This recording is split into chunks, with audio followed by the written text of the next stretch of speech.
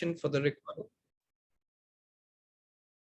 All right. Welcome everyone again. My name is 𝐳𝐞𝐡𝐚. I'm the program coordinator and office manager for the National Indo-American Museum, NIAM. Very, very glad for this morning's event, and I'm so glad that you guys could join us. Very quickly, if you wanted to attend the panel discussion beyond the India-America dichotomy, you're at the right spot. We are still getting more people joining in. All right. For those for whom it's the first time attending, what is NIAM? NIAM, we are a cultural institution. We bridge the gaps between generations of Indian Americans of all backgrounds. We have been doing these online programs since the very beginning of the pandemic. However, we do have a building now. It's in Lombard, Illinois. I will let you know the address in the chat box soon.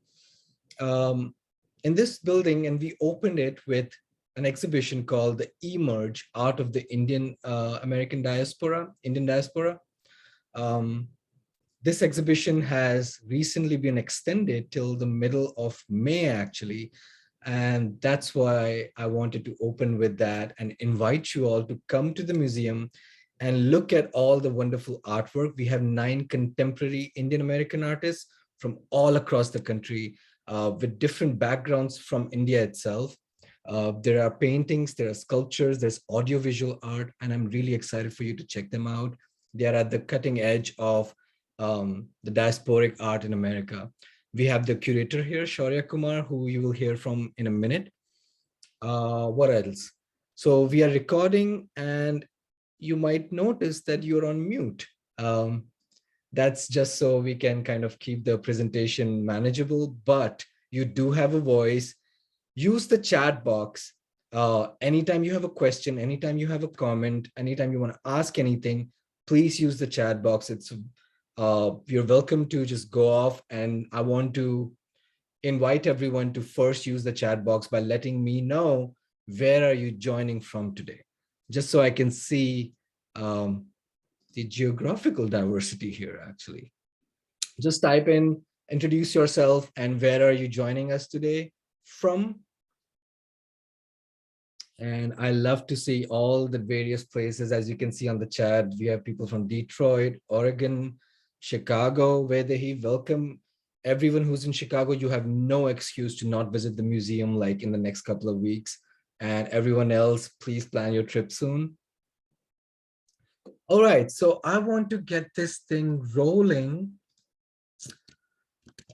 We have a special panel for you already here. I want to introduce them all, starting with our moderator. We have Professor Kumkum Sangari, who's our panel moderator today, is the William F. Vilas Research Professor of English and the Humanities at the University of Wisconsin-Milwaukee. Dr. Sangari has published extensively on British, American, and Indian literature, the gendering of South Asian medieval devotional traditions, nationalist figures such as M.K. Gandhi, and several contemporary gender issues and communal violence. I am going to invite Professor Sangari right now to say hi.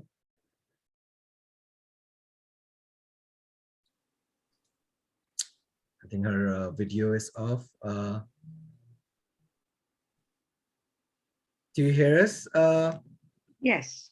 Oh, wonderful. Well, yeah, welcome. Thank you for joining us today. And thank you for moderating the session for us. It's a pleasure. Thank you. I will move on real quick.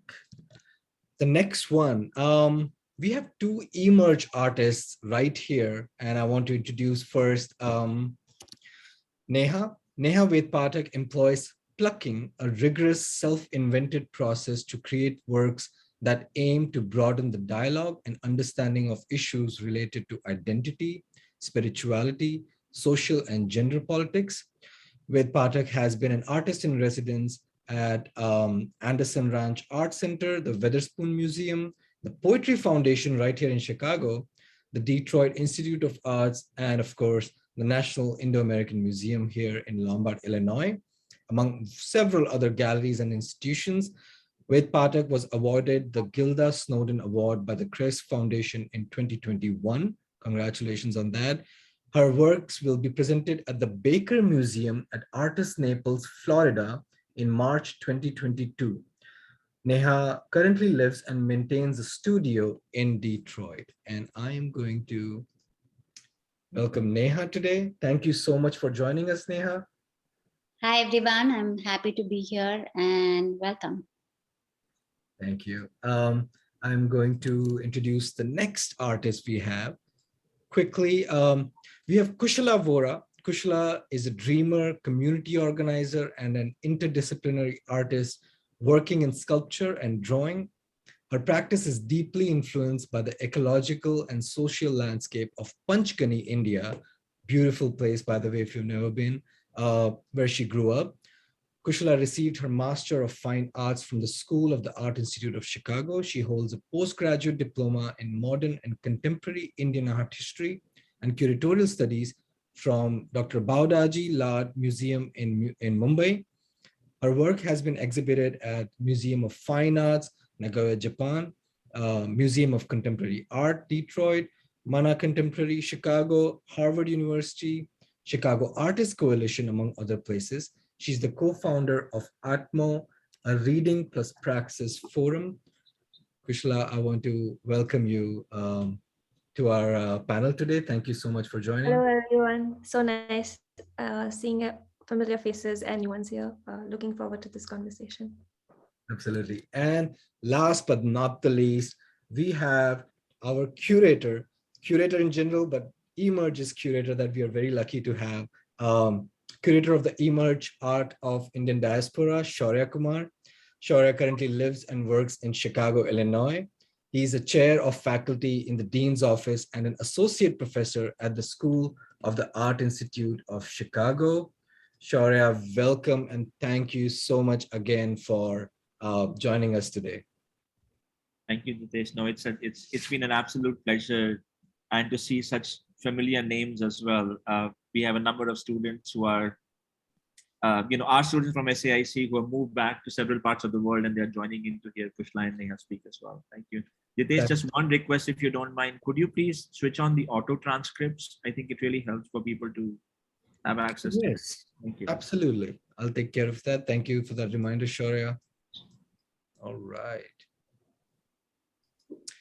Okay, we will get this started. If you haven't, let me know where you're joining in from today. Please type in where you're joining us on the chat. That's the very feature you will be using to communicate, to ask questions. Your participation is welcome and actually encouraged. Towards the end, we will have a few minutes for Q&A. So hold on to all your questions. And with that, I'm going to welcome Dr. Sangari again. Thank you again for joining us, and I will love to hand it over to you. Okay, thank you, Nitesh. I would also like to begin with welcoming our panelists, 𝐬𝐵, Kushala, and Neha. The subject of this conversation is in the title, Beyond the Indian-American Dichotomy, and it marks the new site of the National Indo-American Museum and the inaugural exhibition 𝐸𝐚, The Art of the Indian Diaspora, curated by 𝐬𝐵 Kumar. Now, a few words of thinking about this theme. Historically, first-generation migrants carry a heavy burden, even a responsibility of being diaspora.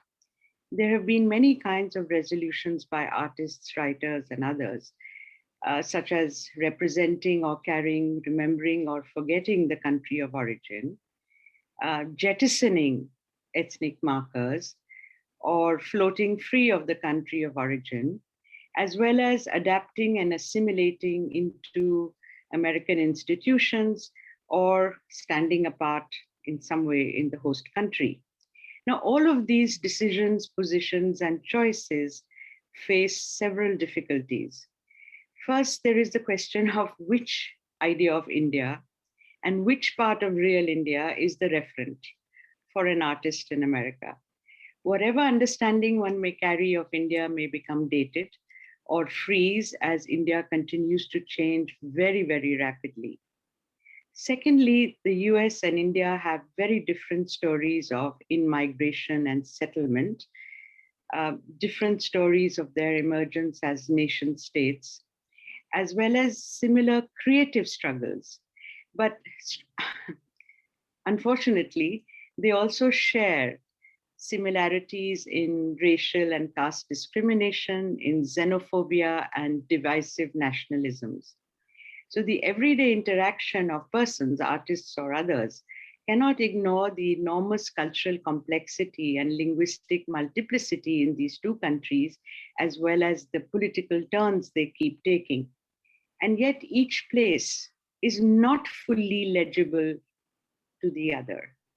India is not fully legible to America and vice versa.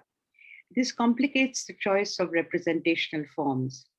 What is more, as we now all have begun to acknowledge, the nation state is no longer seen as a sufficient category to account for all that happens inside it. This internal heterogeneity complicates national stories, national histories in both America and India, and these stories and histories are remarkably contrary to each other. There is no one single homogeneous story for either nation. Thirdly, the fixity of place is not a given for artists.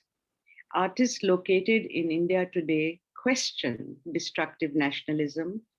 They resist assimilation to dominant ideas. They break away from normative concepts of tradition and Indianness. They make conceptual installations. They use and invent abstract, landscape, figural, and experimental techniques. They critique things as they are. They imagine how they can be.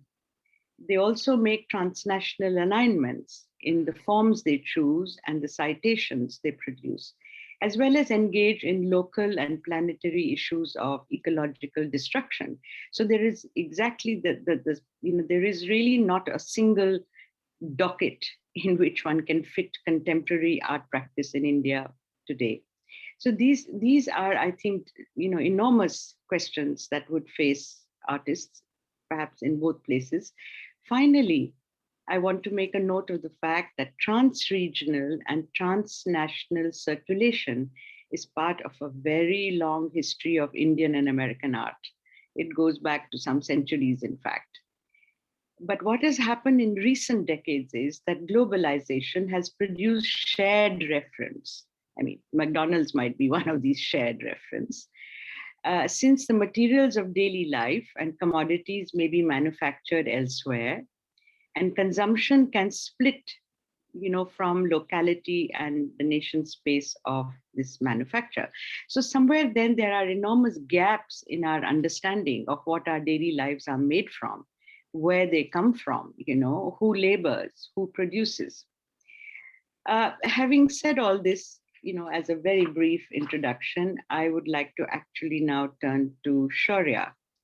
Shaurya, before we begin, can you put up one of, you're an artist and a curator, and we would love to see, we are going to see some of the images that of the, exhibition that you curated, but we would love to see an image of your art somewhere, just in order so that, we don't forget that you're a practicing artist.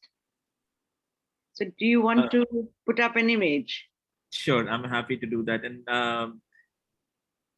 I'll put up maybe in a context of what you were saying. You can see that image, I'm not sure. Mhm. Was an artwork that was the last trip that I had made into India was for the art fair. And this was in fact across from a work that Aisha, who's one of our participants here as well, was. So I thought it would be a good context between placing the audience there who saw it and also the artwork itself. The work is made out of porcelain, and the title was "I am a citizen of that ruined place." And in a lot of ways, it was reflecting on some of the conversations that you were having in your narrative just before this. Okay, thanks very much. So maybe I'll begin with, begin this conversation with thinking about your concept note for eMerge. Shaurya, you challenge the term diaspora and transnationalism, but you also embrace them. It's an interesting position. And you say quite rightly that there is no meta-narrative of nation, home, belonging, identity, no simple notion of diaspora. And you point out that artists reject nation-centered identity and move to and beyond transnational roots. So this concept suggested to me an unburdening by diasporic artists. Was that something that you had in mind? Very much so. I feel, as I think most of us feel who are diasporic, is that even the term diaspora itself, the definition, of course, and the concept of that has evolved over a period of few decades, but broadly speaking, still, the study of diaspora still is based on a fundamental assumption that the diasporic artists retain or need to retain a sense of ethnic identity, right? That the point that there is always a resistance, an emotional, psychological resistance between assimilation or embracing what is their new home, what is their new worldview, what is their new context, and must retain a flavor, a memory, a history, or an allegiance to their homeland. And as I was looking at the exhibition, as I was talking to the artist, that's something that I wanted to keep in forefront, is that it is not one lens that provides this possibility, but rather these artists are, and all the 9 artists are internationally well known. They have traveled extensively. They had lived at different parts of the world in many cases, and how their reality is not bound by a simple bracket, but it's a very porous process, right? To create one's identity, to create one dialogue, is always a very sort of symbiotic process between where they are and what they see and who they surround themselves with. So that's what sort of the premise of the exhibition, or at least the dialogue of the exhibition. Yes, and you say that in, the artists in 𝐸𝐴𝐺, do not limit themselves to challenging or appropriating Indian elements. So of course that raises the question of what is an Indian element, and their work is neither structured around nor resistant to their diasporic origins. And very interesting phrase, you say they create works without a counter optic. Now, this was, I thought, something that I would love to hear you talk about, because if there is no sense of resistance, of counter optics, then what would be the pressures that shape identity or art practice? Or are these simply defined by resisting definition, which, as you know, doesn't quite work? Yeah. So I'd love to hear your thoughts about this, Shaurya. I think this is precisely the kind of discussion I wanted to have through the essay and through the exhibition. So I'm hoping, as Jitesh was saying, is that many of the people here and community otherwise can come to the exhibition and start to have a dialogue with individual works and artists. I'll give you a reference of somebody that I quote in my catalog essay as well, a quote that William Kentridge had given actually about his work. And what he had said was, a responsibility of an artist is to fight against the entropy for things and fragments of what they can become, not what they are, right? To take these fragments and construct something provisionally new. And that's why sort of you celebrate the ideas of memory and the history as an activity of making, that it's not always defined or referential as a very tangible or a material form, but rather the memory and the objects from history itself are often extracted even temporarily towards the current state of an emotional being of an artist. So they might appear in certain contexts, they might even look in a certain way with direct references from others, but often artists, always I would say artists have the flexibility of extracting aspects of that and making something provisionally new altogether. And I feel that's something that all the 9 artists are doing really well. The other, I feel that the exhibition was hoping to do is to be able to break away from the preconceptions, right? Those very preconceptions of what is Indian art or what should be an Indian art. as well. So that's something as well, which I feel is the artists do it very actively in their practices. It's not something that they had purposefully done for the sake of the National Indo-American Museum, but rather that's a conversation that they have on a continuous basis with themselves as well, is to identify or acknowledge even the fact that identity is always in making and never make. So it's always a moving target, but not always that the identity is itself the focus of the artist's practice, but rather it's a fluid conversation. It's porous, right? So it changes with different conversations and in different contexts, and even the same artwork when it's placed in a certain context in a museum or a gallery setting. So for example, if you look at Neha's work at the Detroit Institute of the Arts, it speaks very differently there than it would do in the NIAM exhibition or in artist studio or even in a monographic exhibition. So the context of the work itself as the context of the artist is always sort of fluid and interchangeable, I suppose, in that sense, which I think the exhibition celebrates as well. Okay. I mean, I see that you have a very, actually very fluid notion of artworks, practice, identities, and so on, Shaurya. But I want to ask you if we can think a little bit more about the concept of the transnational here. Partly because, the title of the exhibition, of this talk, of the museum, they beg it. They seem to be suggesting hyphenated identities that you can move beyond. So maybe we talk about transnational a little bit more. It suggests the concept is now, as you know, one that has been elaborated a huge amount by, not but by artists and other kinds of scholars.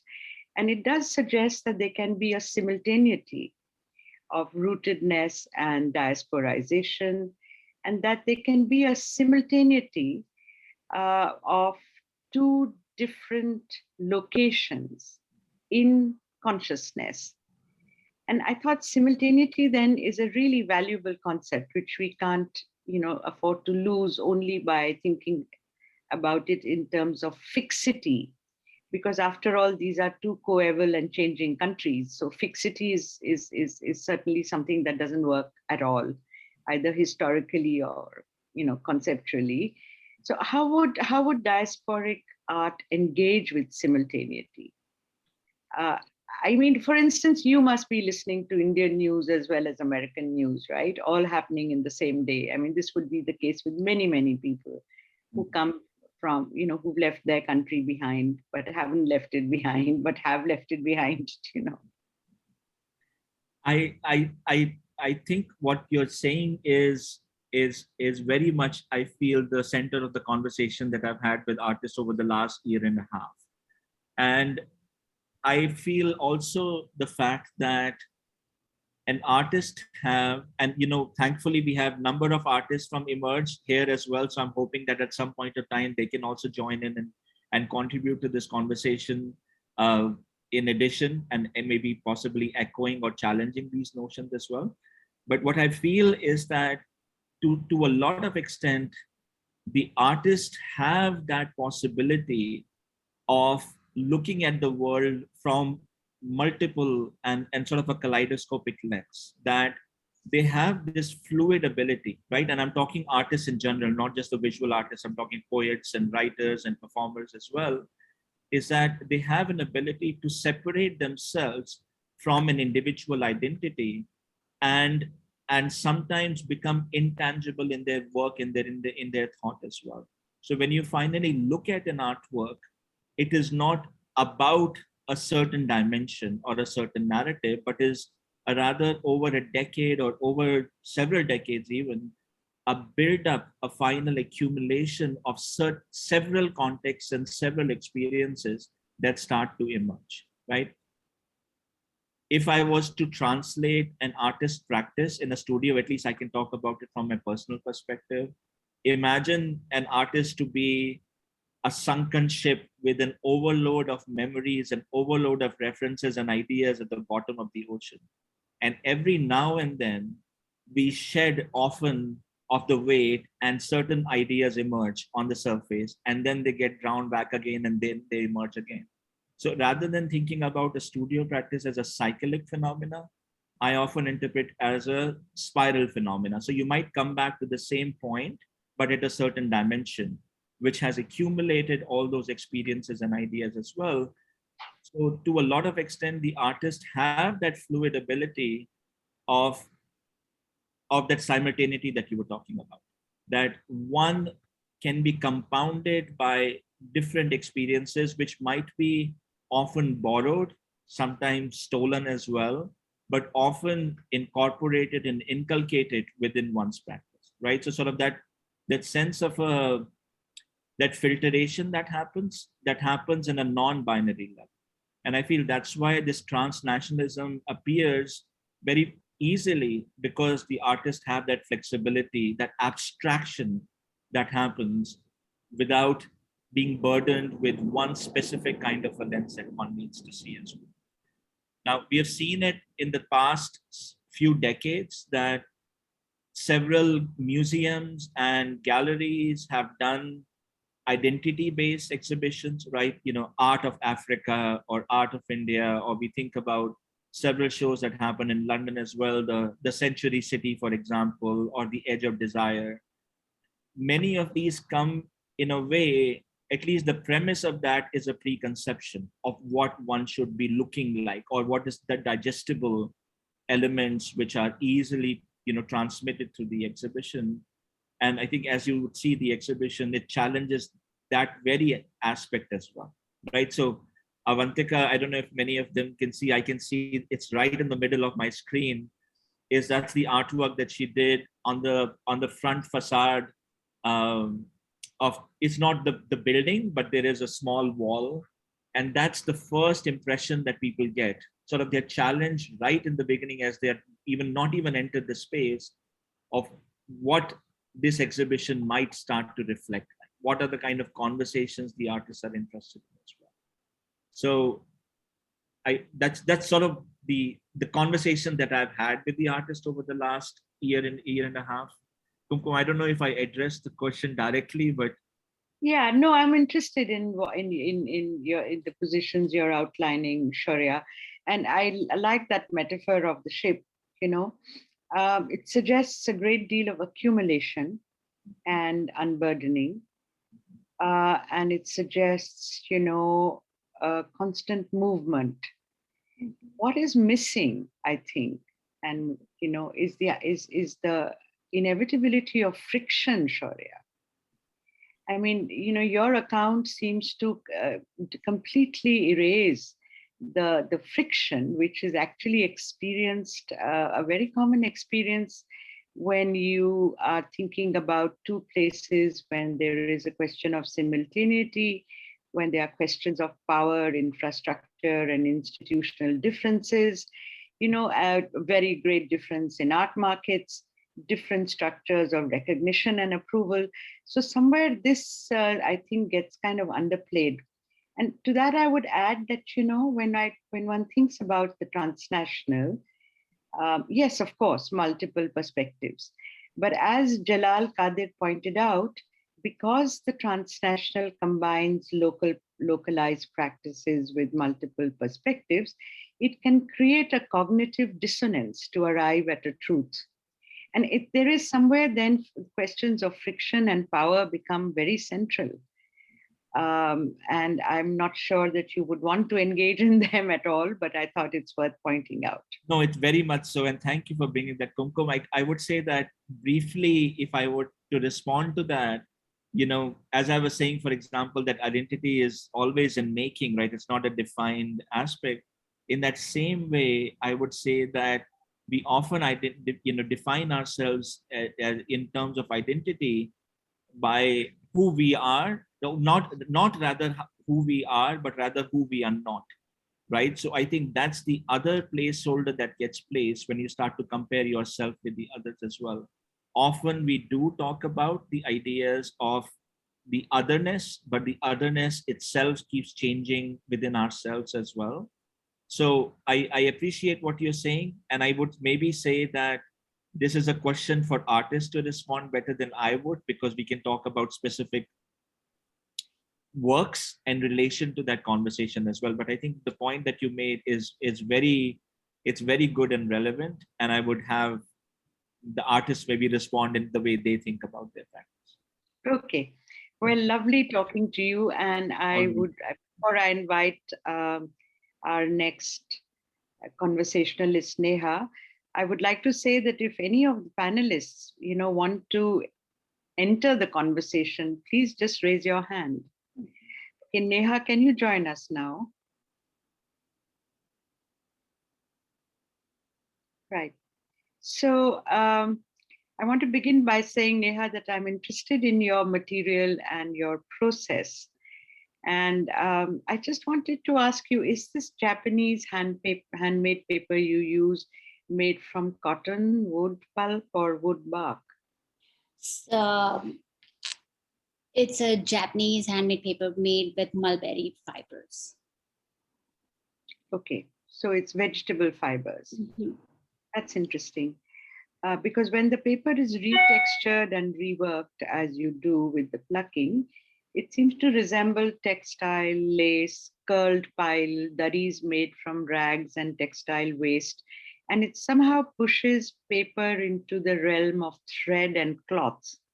So what determined your choice? And did you ever experiment with Indian khadi paper? So just to give a bit of a background, I studied non-representational painting in India, and I used to be an abstract painter for about 5 to 7 years before I decided that I needed to shift my practice. And kind of challenge, the impetus for that was it became easy. The two-dimensional surface, the canvas, the painting, the ability to create work just was not challenging enough at that time. I've always been a hardworking artist, and I could just create a painting in a day, and I had a studio practice besides my education and the college for a long time at that point. So I decided that I wanted to experiment, push my practice in a new possibility, perhaps in a 3D. I wasn't sure what lies ahead.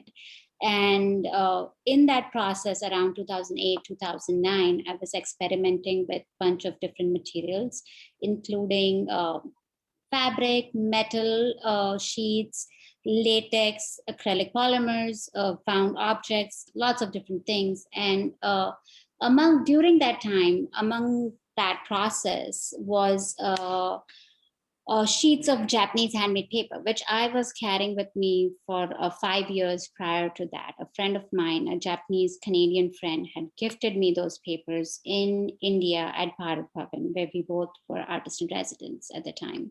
So those papers had moved along with me from India to the US, to all the 4 different studios with me before they came to my table when I decided to approach them for any real artistic intervention. And because I was not trained, and I'm still not a trained sculptor, I didn't have those tools or that kind of studio practice at the time, but I was just convinced I wanted to do something, create something, shift and disrupt my process.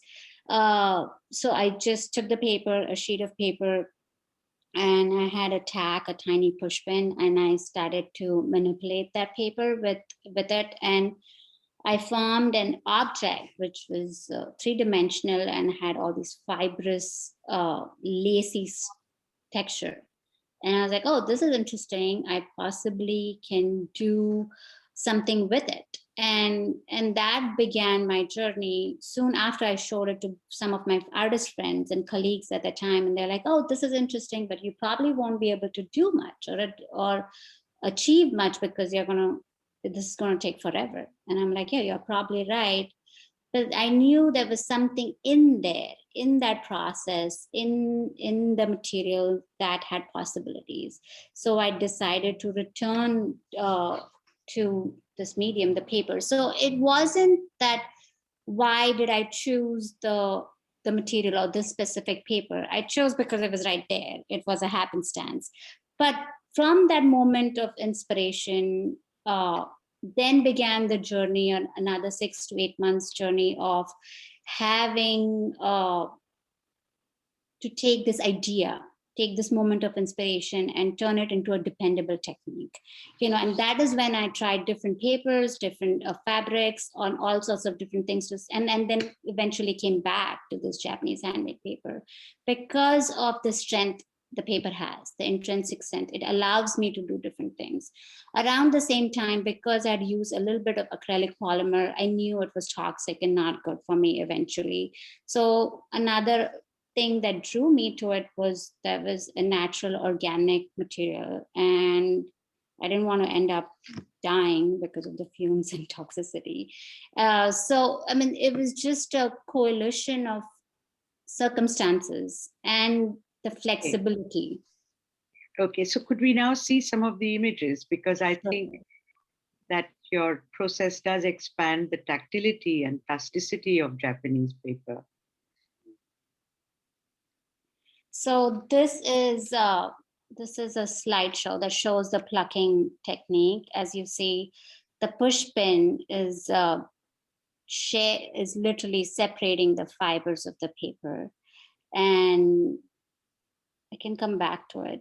I'm just gonna walk you guys through some of the works that are at NIAM, and as you can see, there is transparency and opacity and layering in these works. And Kumkum, if you have any specific question, feel free to interrupt as I just walk. I would actually, yeah, I would rather you showed the images and then let's talk about them.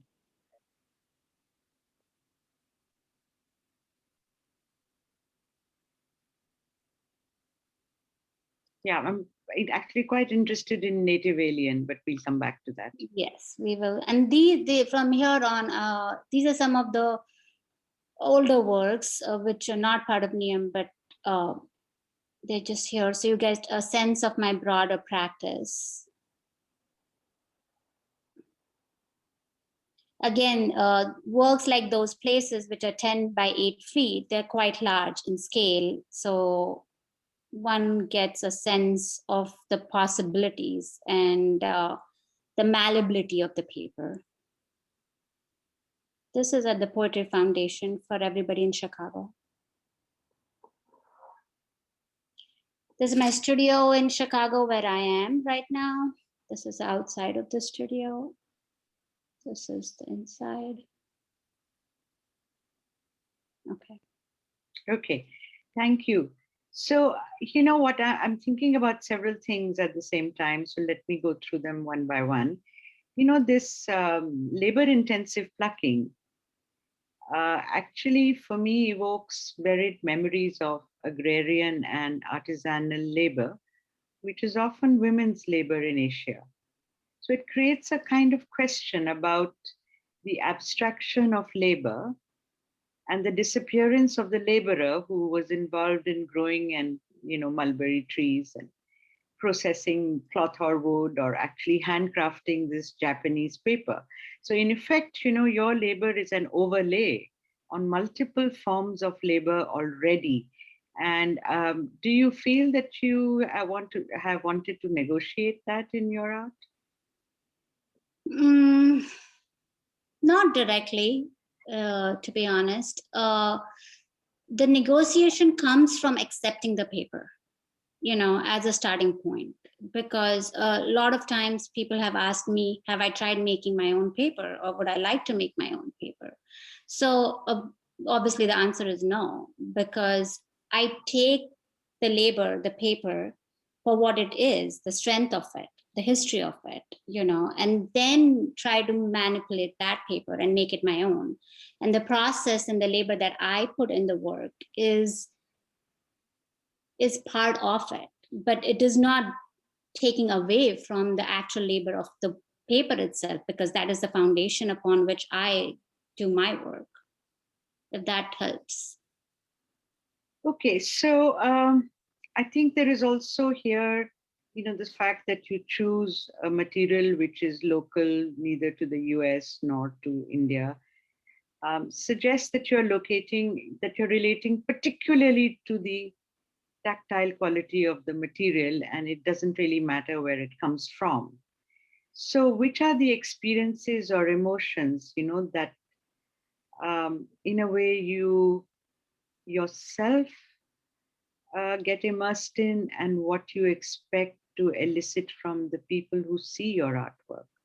What is the emotional load, as it were? Mm-hmm. That is, I think, the core of my practice. What you rightly point out. What is the load? For me, being able to hold multiple ideas and having the rigor and the process, having this energy, like I strongly believe that the energy that I put into the work is retained there and is going to be reflected through the work and reach the audience. So for me, the main core is whatever it is, through my research, through my conceptual rigor, through the actual physical process, the amount of energy and thought and ideas that I put into the work are there for the audience to meet, there for the audience to reach out, to seek, to engage, to have a dialogue with.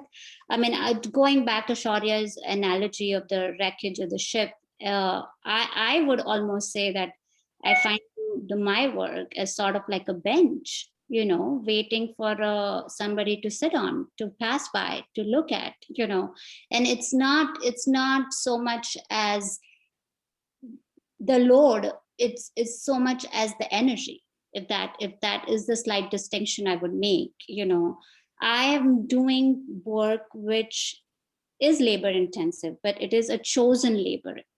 It's not a forced labor. It is evocative of, like you said, often the women's work and the women's chore, but it also hopes to question that.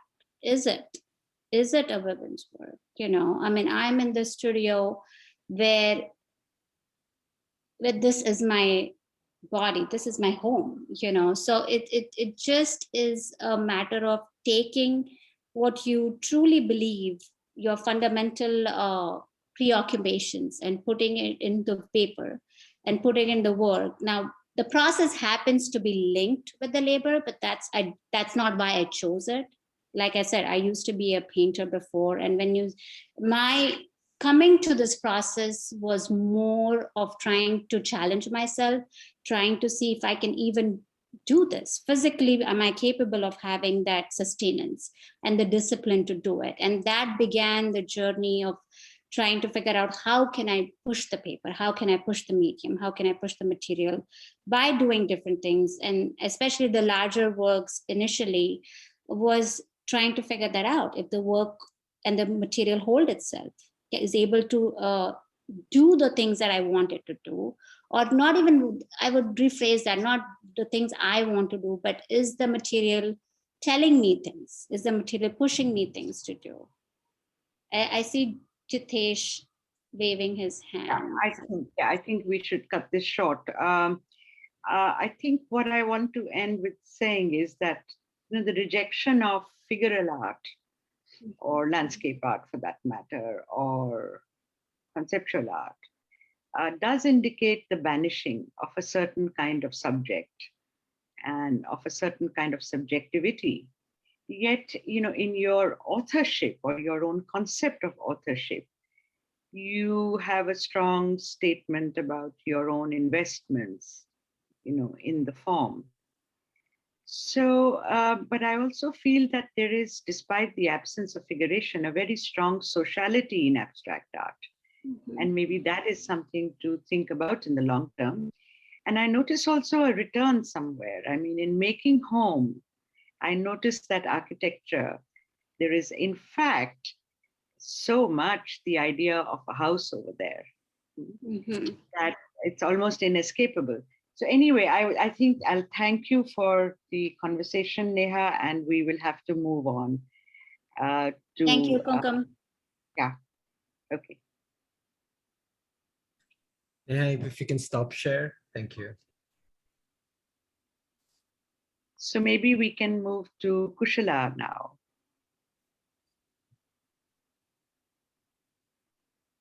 Hello. Hi.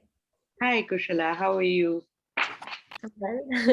I know I'm only thinking of the fact that you're talking from a different time zone, and that is not always easy.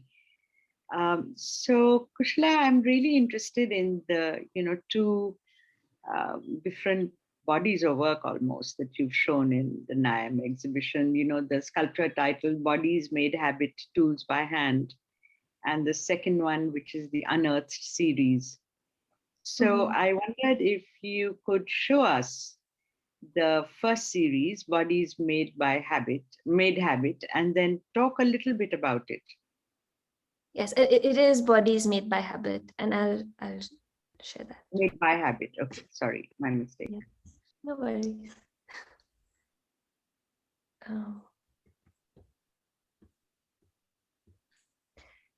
So I will just move to.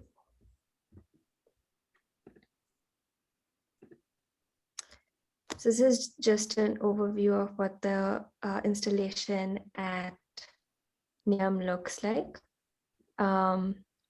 I wanted to talk a little bit about the process because this specific body of work uses the dock type of the traditional dokra making. I didn't necessarily seek out making in this process, in this type of work, but I was particularly interested in how where the materials really came from. Like this work was made at Devrai Art Village, which is in Panchgani, and the wax is made. The wax that you see, the black one, is made with beeswax and from the hive plus tar, and then like molded by hand to then make sculptures, and then covered by mud collected from the river, mixed with cow dung and rice husk, and just a general process, and then burnt out, and then filled in with molten brass.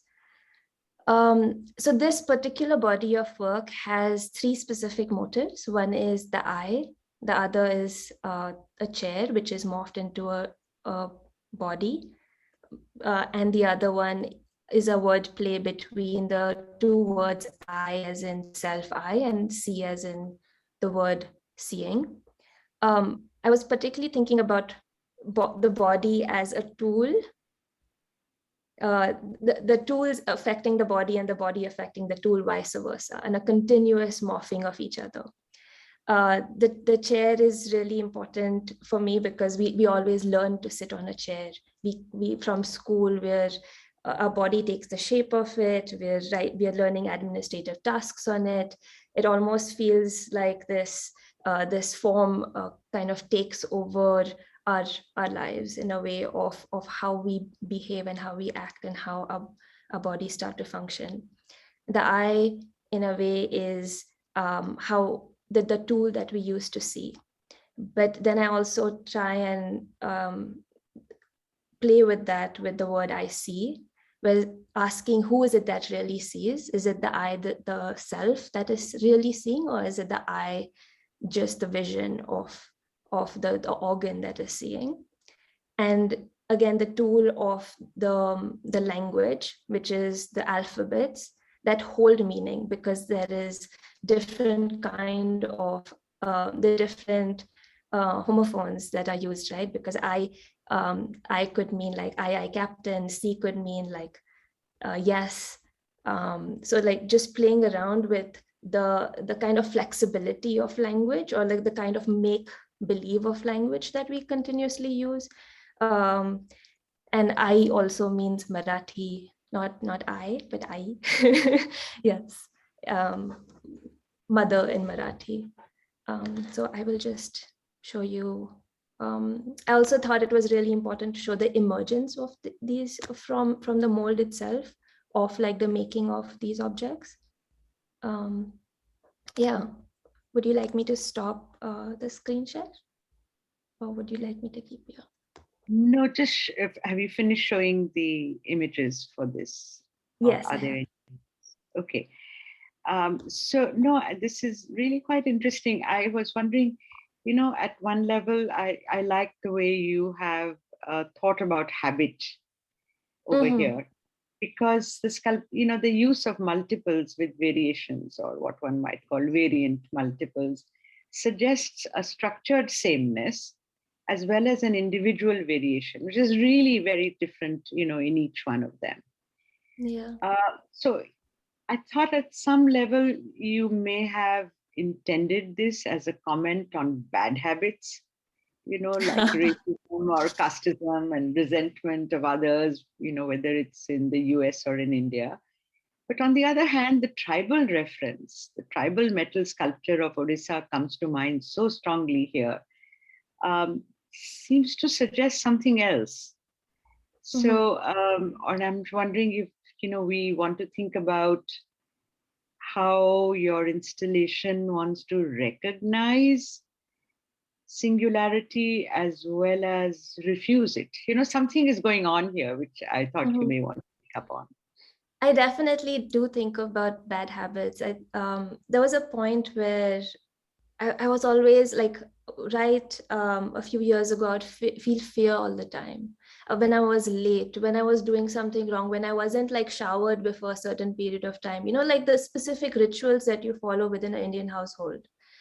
And I was like, why am I feeling a specific way? Why am I habituated to behave in a specific way? And it came down to like kind of breaking some of these, understanding some of these habits and even breaking them. For instance, also the chair. Learning to sit on a chair is such an interesting thing, right? I remember being in a convent when I was younger and learning how to sit as a woman, learning how not to fold up your legs on a chair so as to be civilized. So there are also those connotations of the empire or the empire's past, or like to be a specific level that start to come up with some of these symbolisms.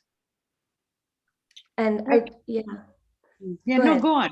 Is there anything more you want to add to that? Go ahead. No, please do. Please go.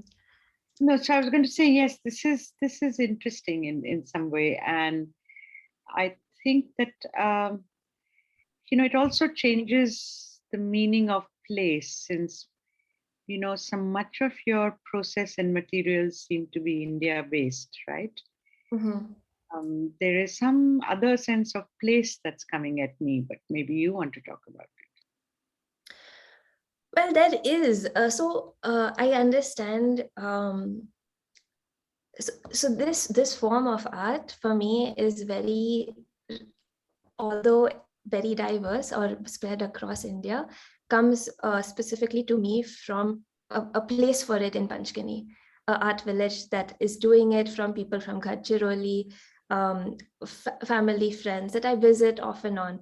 So it is this installation in Chicago, and there is like this reference of even like the terrace gelata on the wall, but it is the color of the soil in Panchgani. So there is a close reference to like that homeness, and in making these sculptures, I'm constantly referring to memories of my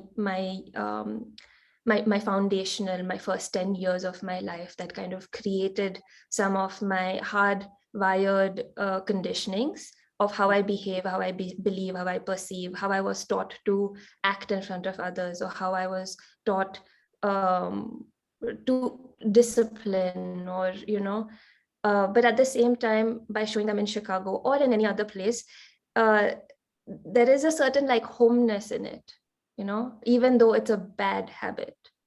There's like, yeah.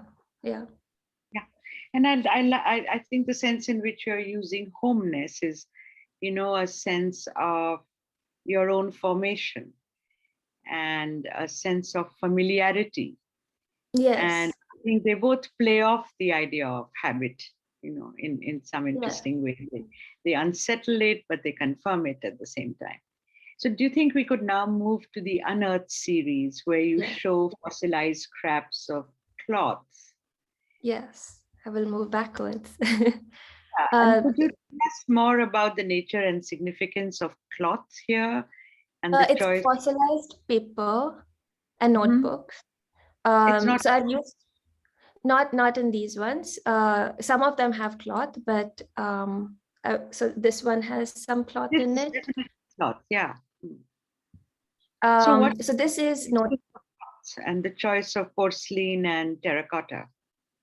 So terracotta as like the earth, and porcelain, I really wanted to show like the boneness of. So these are notebooks from our schools, like the A5 size notebooks that we would learn how to write in, and within high schools, that were cast, that were covered in slip, and then the notebook burns away and becomes stone, becomes porcelain. And I was thinking of it as a really like this bone-like form, this calcified form, and the terracotta was like the earth. So I really wanted to like bring out this act of, there was a moment where I really just wanted to chisel out this part of earth within myself, bring it out for like investigation and look at it. So it shows the accumulation of what Shaurya and you were talking about a bit, like this accumulation of habit, this accumulation of conditioning from not just educational as in like school education, but education as in the societal education that we continuously conform and act within. Yeah, no, this is very interesting work because in a sense, you know, fossilization is a self-organizing natural process. Yeah, but porcelainization is not. So we can think of fossils as like a little bit like time machines. I think they've been compared to that, or as, you know, petrified documents of geohistory. What you're doing here is simulating geological time in the fossilized cloth, paper, and book. So it works through very different associations. Can you show us the image of the fossilized book? Yes. Is this the one you were? I think this is the one I'm referring to. Yes. So, you know, which is a kind of notebook, but it could also from a distance be a book. And I was thinking this, whatever it is, book or notebook, it's petrified, but it's fully recognizable. No? Yeah. It wasn't decomposed. So it's a non-organic object with organic origins, you know, in wood, paper, whatever paper comes from, and which has partly resisted decay. So it hasn't decomposed, unlike petrified living organisms, which now provide us with fossil fuel. You know, it occupies a different kind of space. And I have some ideas about it, but first I want to hear yours. What is the kind of space that this book notebook occupies, you know, in the world of the fossil? So I think I intended it for it to be a form that takes the shape of, because I wanted to say it felt like it was never leaving. It felt like it was there. It's just set in stone to be like within myself. I was thinking specifically of the lines that we write within, and learn how to write within this like specific increment so early on in our lives, and learn how to think within that format and that paper too. And it's so hard to move out and to like unthink that. And I also happened to visit a paper factory that was making these notebooks at the time. And upon that realization, I felt that, wow, like this is the magnitude of, this is how many people are feeling that. Yeah. So that's interesting because it seems to be a form of sediment inside you. At the same time as, you know, here it suggests the burial of an archive, of memory, maybe even the burial of print culture. But in your case, this would be school culture, which is Yeah. being buried. But at any rate, it's an object that is buried. It no longer circulates and it's fallen outside living knowledge, ongoing school education. So it seems sort of ready for museumization. What do you think? I think there's still work to do. I think like it almost is a metaphor for those habits that come from school. Like I don't think there is still a museumization. I think that it's there at NIAM, so we can look at it and be like, what within it is in me and what can I dismantle? Mm-hmm. And what Yeah. within it is sitting very comfortably in NIAM, which is a museum. Yes, oh yes, that's true. So my last question to you, Shora, would be, what is consciously American in your artwork? And what are your chosen artistic affiliations? I can see Panchgani and, all of that, but is there more to it? I specifically pick Panchgani and Chicago because I prefer to think within the geographic boundaries of those spaces. It's easier for me to see and it's easier for me. There's so much even loaded within each space. There's so many, yeah. And I don't, I think it's so fluid for me, both back and forth between America and India, between Panchgani and Chicago, that it kind of becomes one place. I understand that each of them use different codes. Each of them have different problems, but similar in different ways. One is rural, one is urban. There is that set, but at the end of it, everyone's dealing with this kind of habit that needs investigation. Okay, thank you very much, Kushala. And Thank I think I probably need to move a little bit. Yes. Jitesh, Yeah, Kushala, you can stop sharing the screen. okay, Thank the you. time situation, right. So thank you very much, Kushala. Should we look at the Q&A briefly, Jitesh? Yes, I hope everyone has enjoyed the conversation so far and enjoyed the artwork. You have 5 minutes actually for your questions. Maybe people can start asking their questions on the chat and we can bring them up. To start it off, actually, Kumkum, we do have a question from Rit. Rit, I'm going to try to unmute you. See if that works. If not, I can read your question out for Kushala.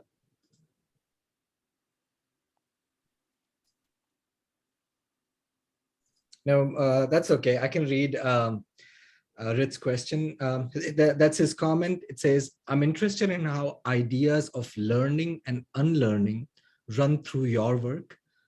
Could you speak about whether art making and learning new processes becomes in a way to remake yourself?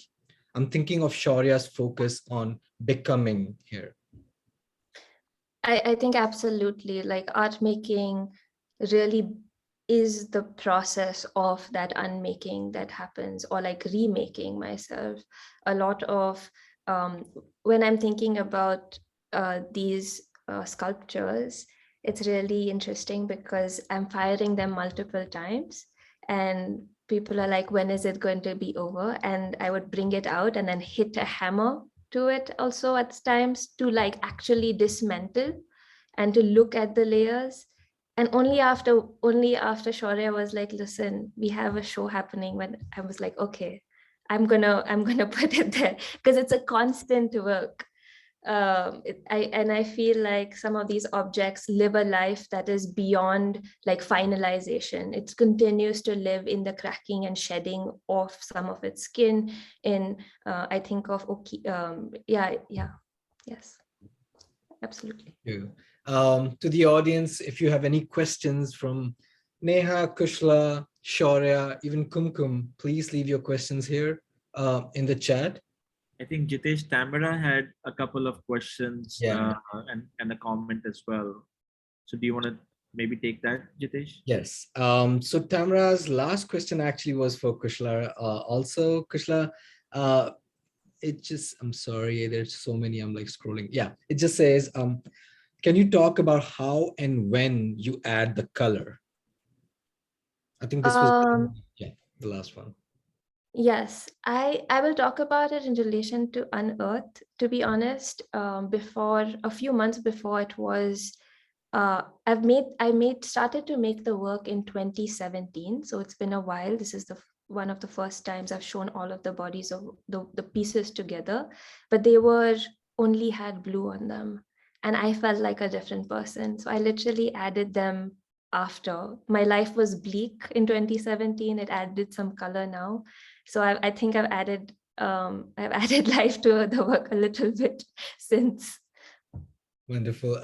Neha, we have a question for you also from Tamara. Have you ever used Polynesian or Mexican bark paper?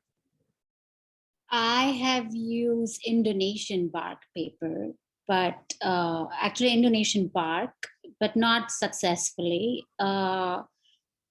It's more fibrous and it does not take to color or any application of color. So that didn't really work out. Yeah, so that's that. I see a couple questions. Yes. Again, by the way, welcome to all the emerge artists that are here. I'm so glad to see you guys here. Didn't get a chance to shout you out, but yeah, Avantika has a question. Yes. So she's asked me, can you talk about the color? Is it intuitive choice or carefully considered, or both? That's the question. The answer is it's both. Oftentimes, color for me comes from a very personal space and has meaning. But as the work evolves, there are times when I turn the work upside down and step away from it quite literally and psychologically, and try to find meaning outside of myself. So a lot of the new work is worked on the urban landscape of Detroit, and the color comes from there. What I see, the multi-layered colors, the buildings which have gone through transformation, and many layers of peeling paint coming from it. So the color come from there. When I lived in Phoenix, the color came from the landscape or the lack of the color. There's some glitch here. Is that just me, or is No, Neha's frozen. Okay, all right, never mind. Do we have any more questions? I can answer Tamara's question very quickly. So Tamara, Yes. when she's using the mulberry, it comes in. Sorry. Sorry. No, you were frozen there, Neha. So go ahead. I see another question about my work, those places. Where is that work? So that work, the image that you guys saw, that was originally from the Weatherspoon Museum in North Carolina. The work is currently at view in New York at Sundaram Tagore Gallery in Chelsea. So if ever anybody is in New York, please go there. Wonderful. And then I see something else. If you work with city planners. I have worked not with the city planners directly, but I have done quite a bit of research about the demolition project in Detroit, where they're taking out abandoned buildings and unsteady structures. And so I have gone and photographed individual sites of demolition, studied the city's plan for it, and taken detailed research of it. So, and the history of the city and the history of urban planning in Detroit, all of that has come to play in that body of work, which had its 3 parts and were done from 2016 to 2019. And some of it is on my website and Instagram pages. So if anybody wants, we have another image artist here, Sarika Gulatia. I remember in her presentation, she was also showcasing just using demolished city places and kind of repurposing them for art. It's always so fascinating. There's a question for all of you on the panel, whoever wants can take it. Can you all talk a bit more about how much of identity you retain or thinking about that aspect in your work, if it's relevant or not, identity in your work? So, Kushla, do you want to go first or should I go? My initial I can just say my initial instinct is to say I hope all of it.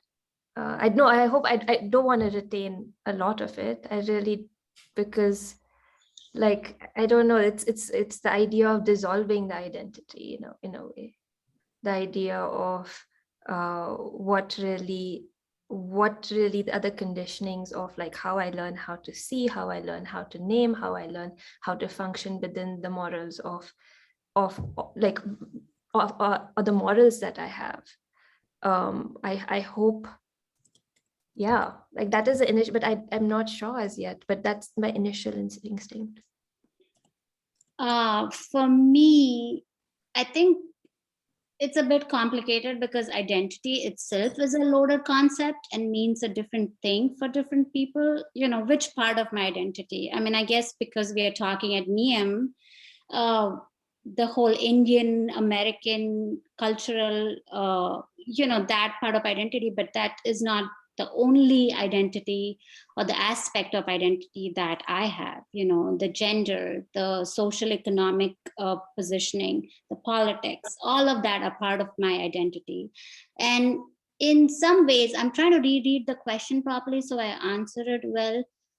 How much of your identity do you retain or aspects in your work? So I think all of my identity, but all different aspects of my identity, you know, in varying degrees, but that doesn't mean the work is about the identity. The work is about intersection of my personal point of view, where I say identity as perspective.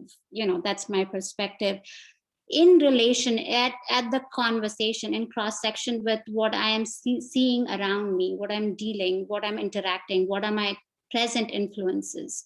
And it's a constant dialogue and a constant push and pull about what is me and what is outside of me. You know, that is a bigger question. Who are we? You know, how can I say this is me? That's constantly shifting. And the negotiation is the interaction and the study of what is my surrounding, what are my internal influences, and what can I bring into my work, which is an open-ended conversation, which the viewers can pick up and bring their own identity, own perspective, to kind of have a dialogue and an engagement with the work, if that makes sense. You know, we often have this conversation in literary studies, especially in relation to memoirs, biographies, about self-identification. Mm-hmm. And then we also get this conversation very often in classrooms where a student will begin by self-identifying in terms of race or color or caste or so on, or gender, in order to position their comments. But one of the things that has come out of this, you know, in these intense examinations is that identity is, you know, not the same thing as self-identification, that one is not transparent to oneself, that what others see in one is what sometimes one may be most blind to. So somewhere, therefore, I think that that it may be helpful to think about identity in more complicated ways. It's not a question of multiplicity alone, because every individual does inhabit more than one circumstance, often more than one, you know, position or contrary position sometimes. But it is also this questions of how much of ourselves do we really know, and how much of that can be put into, you know, either words or into art or into literature. So I think the question of identity must be linked always to the question of transparency and opaqueness. And maybe I would just add a quick thing to Viraj's question there, is that to say how much identity you want to retain is to also sort of encapsulate that in that particular moment as a very tangible form, right? You spend your entire lifetime possibly trying to identify that very much so. So to say how much you will retain is to say 100%, 90%, 80%, 50%, 20%. So it's not always in that kind of a tangible form, but it is, I think what Kumkun was saying was, a very articulate way of saying that. But just wanted to make that. One more, hopefully, like, not hopefully, I'm sorry, but like we only have time for one last question, if that's okay. And that one is a very logistical one for Kushala. The question is from Janvi. Ceramic is so sensitive. Basically, it's asking, does it frustrate you sometimes when you break it, when you try to mold it and you have to redo it? I actually, it doesn't frustrate me. I look at the materials I work with as active collaborators, and I actually prefer it so, because there is something that is I don't always know. I feel like the material and I learn and start having a conversation together. And in some instances when it breaks, I'm like, oh, okay, you've broken. Now we'll move forward and we'll see what we can do with this. Or we'll see, like, this is how you, like, it's an active conversation also. So I really don't think there's a frustration. There's always surprise. And I find that within the mistakes that I make, or the presumptuous, like the supposed mistakes, there is always a surprising learning. And there's always, those are some of my favorite moments, is when I find something that I thought was a mistake. Yeah. Thank you. Thank you so much, Kushala. I would like to end the session today, if that's okay. Our audience has been very, very patient with us. Thank you so much for sticking around. Thank you so much for coming and trusting in us again and attending our program. I want to start by thanking our moderator, Kumkum. Thank you so much for joining us. Thank you so much for researching the artists, sitting with us, spending the time to kind of make sure that you are on the same level. And in fact, from the very beginning, like even renaming the program, I thank you for participating today. To our two emerge artists, definitely, please check out their work. The address is on NIAM website. It's on the chat box. Thank you so much, Neha and Kushala, for being here. We really, really value your work, and we value your time here and all the ideas that you elaborated on. Thank you to both of you.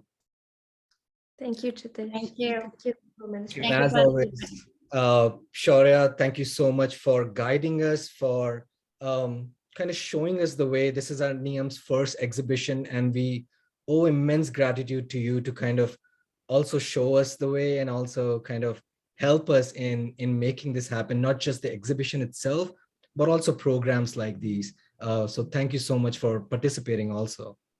My pleasure. Thank you, Jitesh. All right. And lastly, the audience, thank you so much. You know what I do in the end, always ask for donations. It's in the chat box. Click on that link and please donate any amount that you possibly can. We will take your $10, $20, $100 as the day is going. You will have this link also in your email. Thank you for supporting us. Any amount that we receive will go towards organizing similar free and paid programs. But most importantly, please come and visit the artists. Please come and visit the artwork in our museum. We are happy to take your group also through a curated tour. Reach out to me. You can visit our website, niam.org. Yeah, that's pretty much. Thank you again for joining us. This has been a very fulfilling experience. I want to, in the end, give I don't know if it's called a shout out, but like I want to thank NEA, National Endowment for the Arts, for supporting our exhibition and matching donors who have made this exhibition possible. Thank you, and I hope you have a rest of the day, a wonderful rest of the day. Thank you. Thank you, everyone. Thank you. See you soon, Viraj. Thanks, Kumkum, Kushala, Jitesh, Shaurya. Of course, Neha. It's been a pleasure. Bye. Bye.